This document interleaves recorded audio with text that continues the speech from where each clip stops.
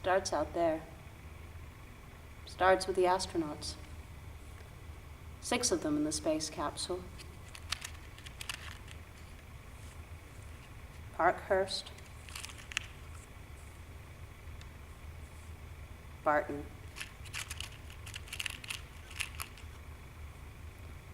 Vecchi,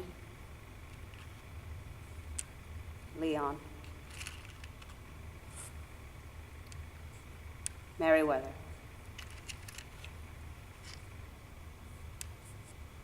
and the captain. He's called Stone. So here they are, out there, heading this way. They're looking down at the big blue sphere of the Earth, getting ever bigger beneath them. They're talking about how dry it was on Mars, how there wasn't anything there but sand and ruins and flies, how it felt like they were never going to get home. Talking about the hero's welcome that they're going to get, the first expedition to Mars, home at last. And they're talking about kinds of things that people talk about when they've been away from home for a long time. Parkhurst wants to go to a fairground, eat some ice cream.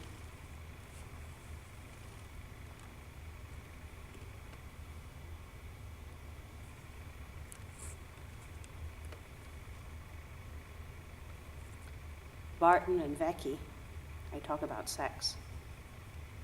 What a long time it's been.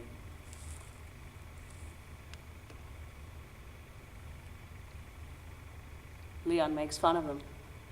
She says those two never talk about anything else. Merriweather misses his wife. The captain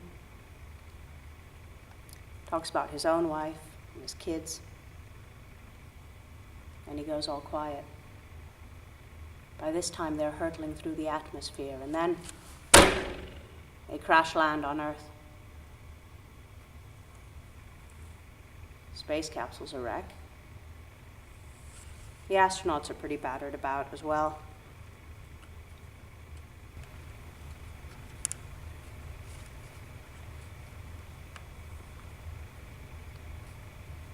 Leon's broken her ankle.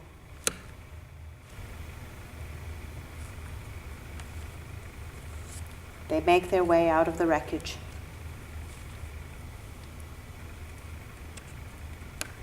Carrying the precious samples that they spent all that time on Mars collecting. They look around them. They're out in the countryside, in a field. They can see a road in the distance, what looks like a town. They can hear a train somewhere far off. They set out towards that town, talking all the while about the noise that they must have made as they came through the atmosphere like a shooting star, how the news media must be on their way, that hero's welcome. On their way to the town, they see a bunch of kids watching them from a distance. Merriweather calls out to them, "Hey, it's us, we're back." Kids don't react.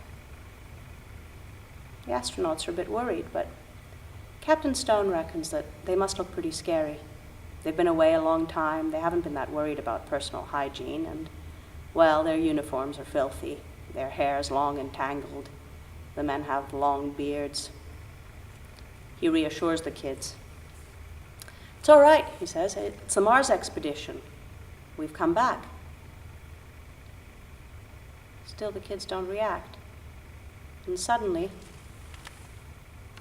they run away in the direction of the town.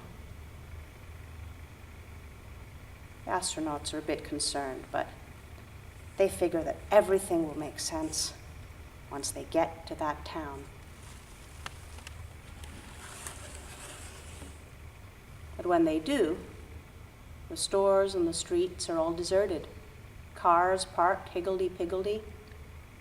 They can see some faces in upstairs windows, but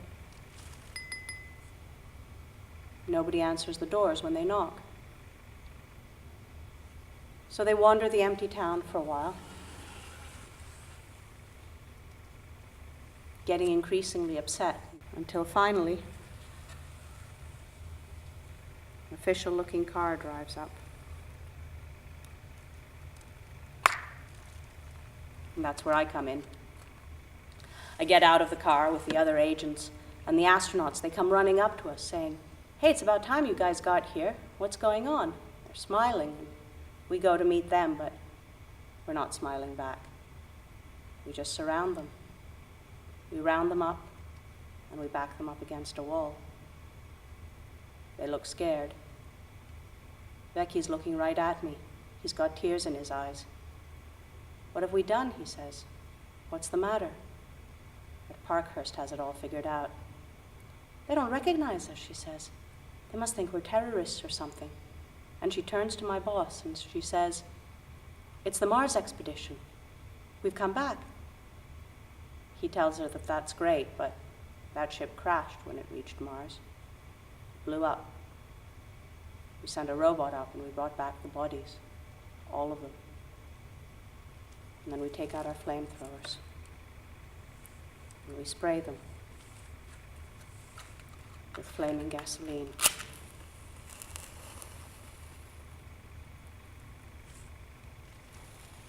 And we watch them burn.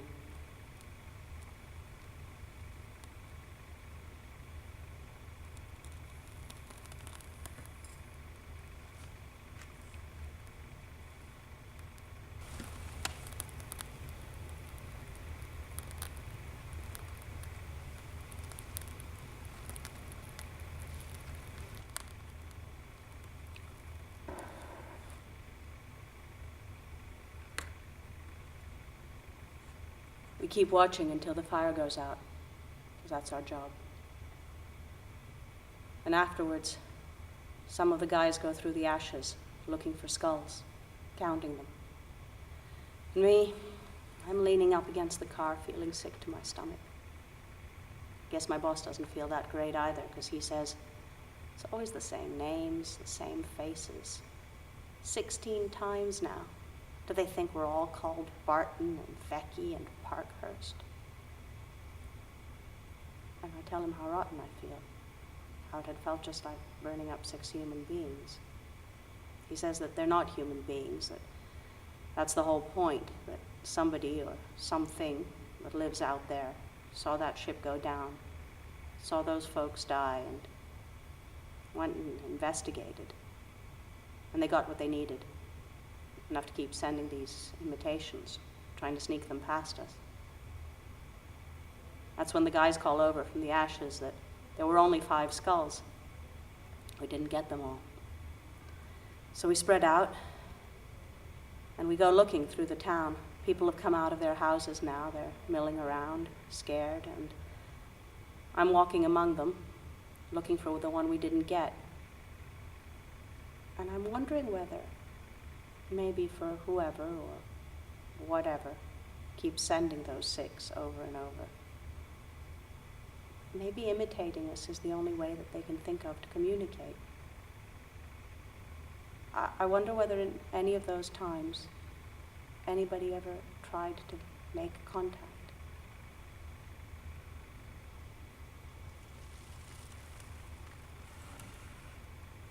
That's when I see him.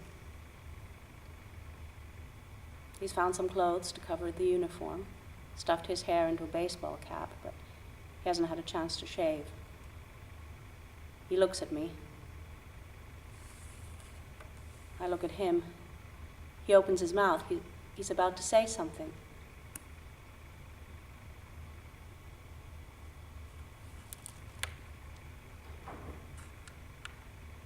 I shoot him.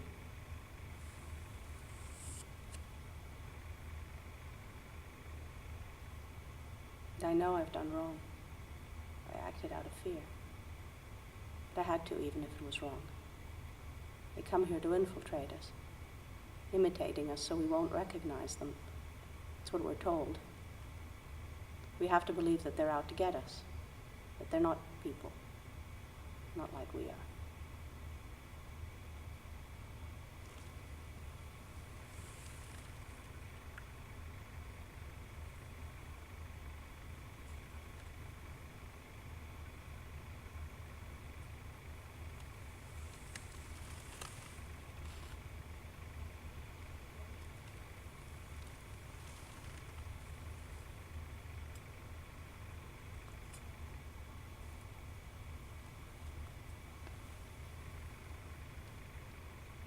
we burn the body where we burned the others.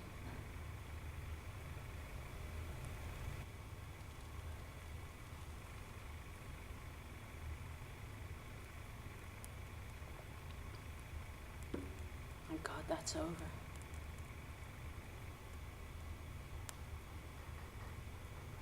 But I remember, it's not over.